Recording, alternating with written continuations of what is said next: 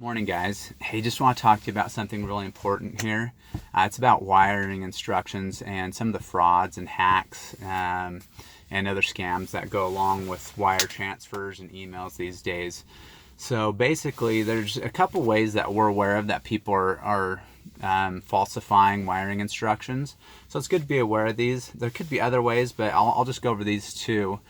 First of all, people will basically monitor your email for real estate transactions, and then they will generate a fraudulent wiring instruction package and send it to you, and act as if they are a title company or an attorney or another trusted source. Now, if you're to receive those instructions, we definitely need to make sure that you call to the title company or go into the title company directly to verify that those instructions are correct.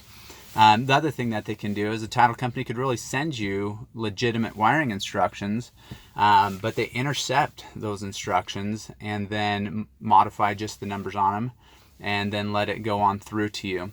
So once again, if you receive any wiring instructions in email, we need to make sure that the information is verified with a trusted source.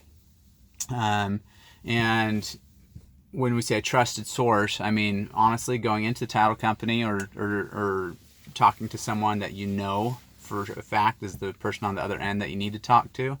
There's the possibility that they could put a phone number on those wiring instructions that's a false phone number as well, and you call that to verify, and that's incorrect also.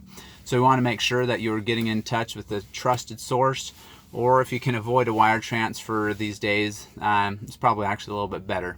So anyway, if you have any questions, give me a call. We'll talk to you soon.